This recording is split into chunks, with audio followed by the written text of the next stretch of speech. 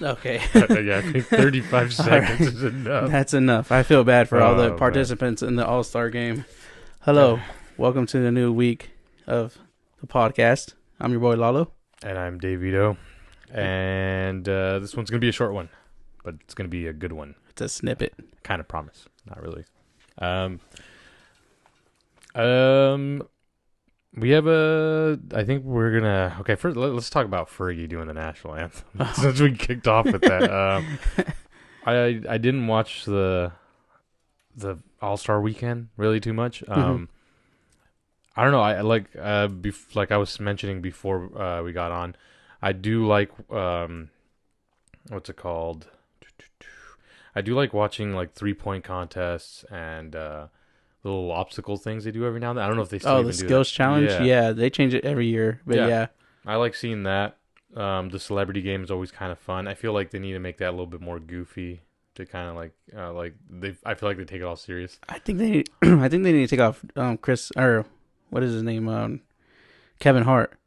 Is he still doing I don't think he did it this year, but he was always he was a mainstay on that, for like the last 5 years. Yeah, I think you're right. And like this year they had Justin Bieber, and they had a few stars. They had a golfer on there, Bubba Watson. Mm-hmm.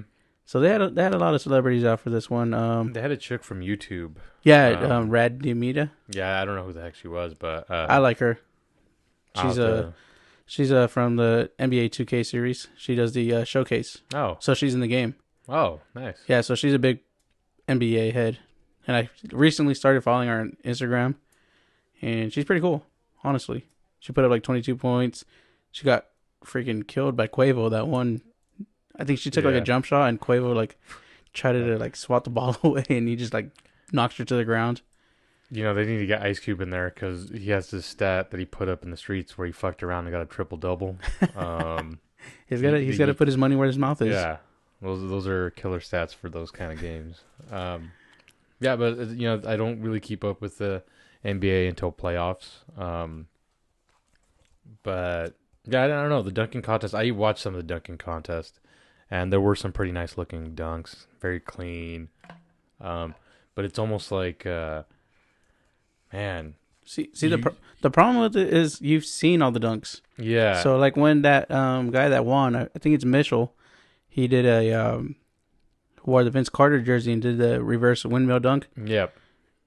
If you see it one time, it's the greatest thing you've ever seen. If you see it again, it's like, oh yeah, I've seen that already. So it doesn't have the same effect if you've seen it multiple times. And then like a lot of those dunks look better, or you really appreciate them in slow motion versus in real time. Yeah. The guy that got second place did this dunk that looked like normal, like an alley-oop kind of deal, and it looked like he touched the ball to the backboard and then dunked it in, like still holding onto it. Mm-hmm. But when they slowed it down the replay, he actually like threw the ball. It was like a double kind of alley-oop layup to himself. So he did it once, he caught it, he ran up. And then that tap that looked like he just tapped it up against the glass, he actually let the ball go and passed it back to himself off the backboard. But that happened so quick that your eyes can detect it. Like you missed the second one. You had to watch the replay to kind of get the beauty of his dunk. I know it was a really nice dunk. But like you said, you've kind of seen it all. They tried, I remember, like little gimmicky stuff. Steve Nash would do some passes with his feet because, he used to play soccer and stuff. I thought that was kind of cool. But for the most part, I don't know. I just find these dunk contests kind of almost a little boring. Yeah, it's kind of tough, and it's not on the player's fault, but there's not that much creativity on that court that you could do so much with, Shout out to Steve Nash. He's going into the Hall of Fame this year. Oh, he is? Yeah. Nice. Good for him. I liked him. He's a good player. I think he's like one of the best point guards. Yeah. He was a pure passer first. Reminds me of kind of like John Stockton kind of style guys. It wasn't too flashy, but would be able to move the ball around and get a good play going. I was a big fan of the Mavericks with Steve Nash, Jason Terry, Dirk Nowitzki, kind of when they won the championship kind of time. Actually, before they won the Michael championship. Finley. Don't forget about Michael Finley. That's the guy I always forget, and he was a Spur, and he was one of my favorite players. So yeah, I like the Mavericks around that time. They were all right. Um, And you might have, if you were a Mavericks team player around that time, you probably had to deal with some assault. I guess there was some stuff going on back in the day with the Mavericks. Mark Cuban, you motherfucker. Not no no. Oh, This is was pre it? Cuban. Oh, okay. He's still a god right now with that chin of his. He's still a god. I always thought But, Mark Cuban. I didn't mind him because he was so energetic. oh yeah, I know some people found that annoying about him, but I liked that he was always sitting out in the crowd. Mm-hmm. And that was kind of for me. That was when I was excited to watch basketball. That was years ago, though. So. He was a hands-on owner. You know, like a lot of these owners don't even know who's on their team. They don't even watch basketball. But this guy, he knew your name. Yeah. He probably knew where you lived. He probably knew your birthday. He probably, celebrated with you and stuff. Yeah. So I think he's one of the great owners in the NBA / whatever major sports in the United States. Definitely.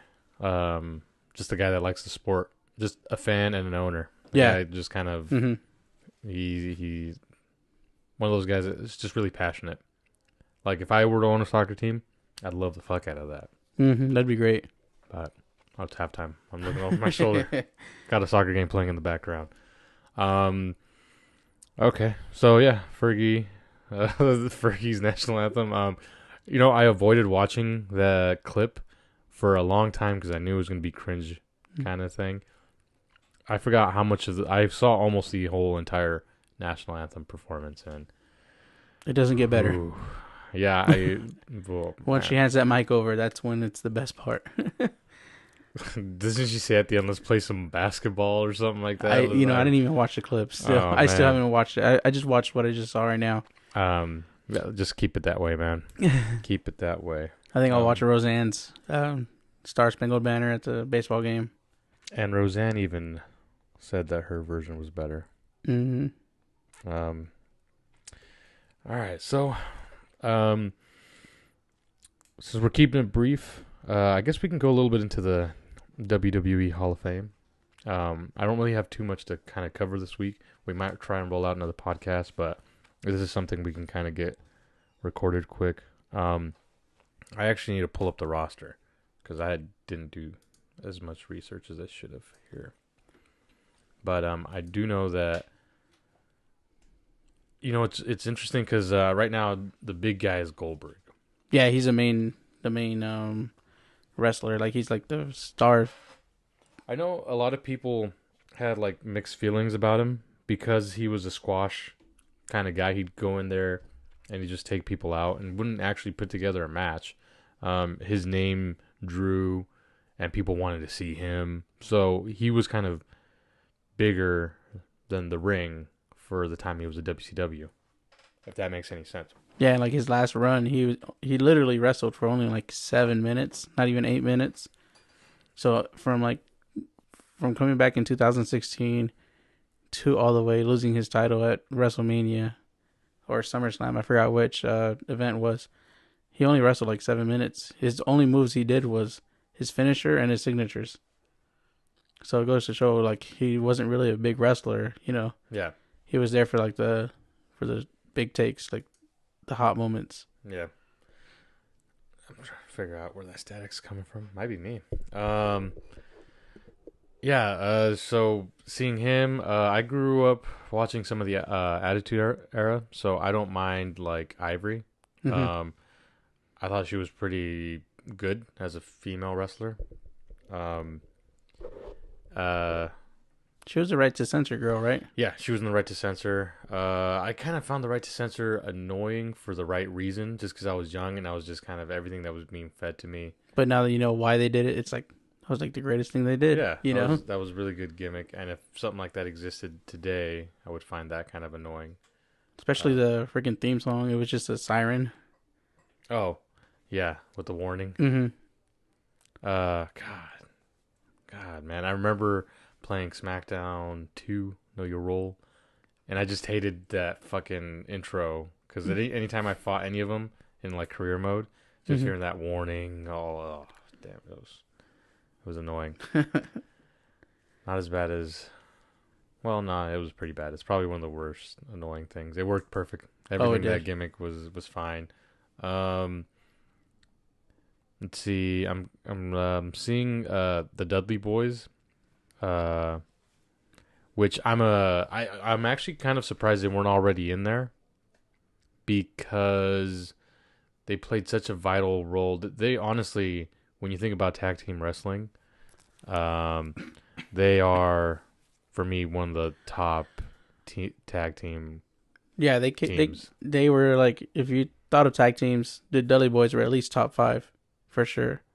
You know, they, along with the Hardy Boys and Edge and Christian, they were really the ones that started off the TLC movement. You know, the tables, ladders, and chairs matches. Yeah, Like, they were the ones that pioneered those matches. They were, if you talk about a table match, the Dudley Boys are going to come up every time. You know, that and like even pre their WWE run when they were in ECW, I was watching them there, and the Dudleys actually at that time were a bigger faction. They had Spike. they had Spike and they had Big something Dudley, and I think there might have been another one. But it was always kind of Devon and Bubba. And Bubba actually had a stutter. I remember that. He lost that when he came over to the WWE. That's right. But that was his gimmick, was the stutter thing. Spike Dudley was always kind of just the quote unquote younger brother, and he'd get his ass kicked, but he had like a dope finisher, the acid drop, which was interesting because that finisher was over. Anytime he hit the acid drop, that was it. I heard that guy did a lot of acid back in the day. Probably. I think there was a match he had, I remember, where they took Spike because he was such a scrawny guy. They took him and they threw him out into the crowd. It was an ECW, but the crowd caught him. Like I said, he was a really scrawny guy. So the crowd caught him, and they actually crowd surfed him around the arena and stuff. That's the kind of like environment ECW was. Mm-hmm. And man, I'm really glad I grew up kind of watching that. That was literally the first wrestling company I got into. Mm-hmm. Because I couldn't afford cable. Yeah. So I didn't get to watch WCW. I only watched WWE through like their Friday night thing, which was called Metal, and I think they had another one. And I think I managed to catch Velocity a couple times, but that's the only way I kept up with them. Mm-hmm. So ECW was on this weird public access deal, so I was able to watch that. Anyway, Dudley Boys. Yeah, and then they went on to TNA, became very successful there. I don't know if they ever jumped over to New Japan or not. That's one thing I don't know. That's true. I want to say at least Bully Ray might have had a little thing over there, but nothing too significant, I don't think. Yeah. But after TNA, you know, they had that big Ring of Honor. You know, Bully Ray. Yeah. Had his own career over there too. So they did pretty good outside WWE, and then I guess they're coming back, so which is gonna be great. Yeah. So yeah, I thought they were already in the Hall of Fame, to be honest, because I feel like they're definitely overdue for it. If they're gonna wait this long to put them in, and these guys have held just about every tag team title in the business. So Lalo's currently taking a hit out of a bong. My water bottle's like weird. No, I'm just joking. I'm trying to think. Okay, my mom's listening to this. Thanks. Aside from the guy I haven't mentioned yet, is there anyone else entering this one? So far, that's it. I mean, I think there might be one more person that's going to be announced because I think it's usually like 5 people that do it every year. So we'll mention this guy, then we'll do predictions like we do for every week. Oh, God. That reminds me, we need to do another segment for the next podcast. I like that. I got to, like we had the 10-year deal. Oh, okay, that yeah. I just feel old. Yeah. So the next guy being inducted that was announced, which even surprised the hell out of me, was Double J Jeff Jarrett, who I found very annoying in WCW and also in TNA, which wasn't annoying for the right reasons. I really don't care for him. I don't either. I think he's a guy that's marketed himself really well. And that's kind of it. Like I never liked his in-ring work. I don't like him as a heel. I didn't like him. This turned into like a Jeff Jarrett hate. Growing up, I didn't really care for him either. I remember watching that. Remember when what's that actor that had the David WCW? David Arquette had the Yeah. championship. Remember they had that what was it, like a 3 cage match, Oh and yeah. Jeff Jarrett against Jeff Jarrett and Diamond Dallas Page, and I didn't really like care for Jeff Jarrett, honestly. I hated him when he did the guitar smash, Yeah. and I saw a couple highlights earlier, and I was like, I don't care for this guy. Yeah, I thought the guitar smash was just a little like, okay. And he did it like all the damn time too. That was just his thing. He just like breaking guitars left and right. Yeah. I guess congratulations to him. I don't know. Maybe I should watch some stuff on it. Maybe I missed something. But I just know once you kind of watch wrestling, you get a little older and you realize why you didn't like someone. You're like, oh, the gimmick work and stuff. I just never felt that way with Jeff Jarrett. Even when I understood the business and started watching Impact, and he was there with his stupid glasses. I believe he was a Jim Cornette guy. Was he? In the beginning, I think so. He would wrestle in WWF back at the time. Jim Cornette would bring up like promotion guys from his that's thing. right. Yeah, That's what I remember. That's right. He was wearing like singlets at the time. he had that weird. He had like a weird, I don't know, like Shawn Michaels wannabe. He had a strut. He also did kind of like Yeah, Flair. like their Flair strut. Yeah, there you go. Now I remember that. And I remember he won like a title, I think, or he was. I think he actually in WWE. I think he did win the Intercontinental. Yeah, he won and he lost it to China and No Mercy, and that was a famous thing because I guess he held out for more money. If he didn't get more money, like a new contract, that he would walk out with the title, basically. That's right. And so they paid him more, only to like fire him on national TV. Yeah.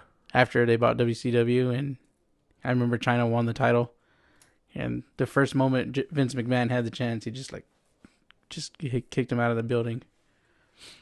Yeah. So it's an interesting to see Jeff Jarrett in the Hall of Fame, especially the WWE Hall of Fame. I don't think he really did enough that warrants him. Personally, I feel the same way. I mean, there's a lot of people who still have not gotten recognized. I feel like his career really took off after he left and in TNA because he was an owner and he could push himself. I felt like that's where he got the status he got or that he wanted. Like I just never saw him as a bigger push than that. Maybe you're right. WCW he was in matches for the world belt. I don't know if he ever won it there. He won when he beat David Arquette. David Arquette gave him the title, I believe, over Diamond Dallas Page. No. That's the only thing I remember seeing. Okay. Then yeah. But that was like a gimmick match, you know. Yeah. He's not over in my eyes. Not yet. No. Yeah. So but yeah, that's the guys, man. What's interesting is with Goldberg, like I said, I think it was Jericho that didn't like him during the time of WCW.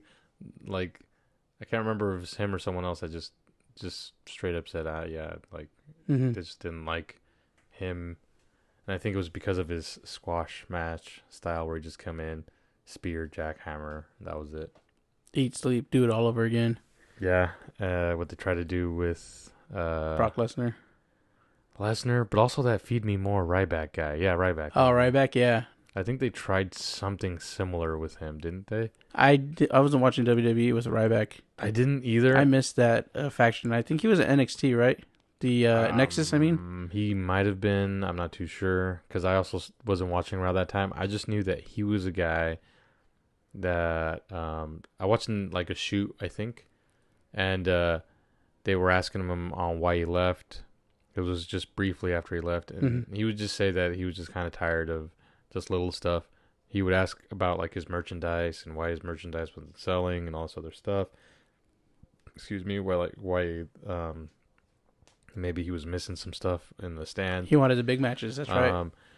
They basically told him, "Oh, we just ordered some merch from China. It's on its way." And they kept saying stuff like that. And he also was a guy that was saying, right when he was leaving on his way out, I think he was kind of vocal about not renewing his contract and stuff.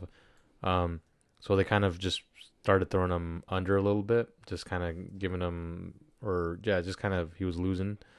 And and he was just kind of complaining and saying that people who lose should get paid as much as people who win. Because they're sacrificing. Yeah, because they're putting over the other guy. So they're like, why am I over here looking like crap? But I'm doing a really good job of putting this guy over, but you're paying me less. Yeah. So that was his kind of deal when he left, was he was saying a lot of stuff like that. And then that's when I kind of got a little interested. I was like, well, you know, this guy is pretty knowledgeable about, you know, business, and he's pretty vocal about what he wants, and all this makes sense. But I mean, they ended up letting him go, and I think it's because of a lot of stuff, including that. But he seemed like he was a good worker. Yeah. But I don't know. The feed me more. I found that kind of annoying. More. It wasn't until like the end. Like I said, I watched that shoot and I was like, hey, maybe this guy was all right. But yeah. Too late. Like I watched the beginning of Punk. I kind of missed. I missed the Punk. I missed a lot of Punk's time. I managed to watch the Pipe Bomb Raw episode. I don't know why. What told me to watch it? I literally watched that YouTube video like this week. Oh, did you? It's really good, man. It's still to this day is debated on how much that was actual real. Yeah, that's going to be, I think, a secret. I don't think we'll ever know how much of that was scripted and how much was actually not. I think the end was not scripted when they cut the microphone. Yeah. Right when he was like about to spill the beans on Vince McMahon, and they cut the mic off. That was actually real, I believe. I wouldn't doubt it. But CM Punk Hall of Fame in 3 years. He should be in the Hall of Fame.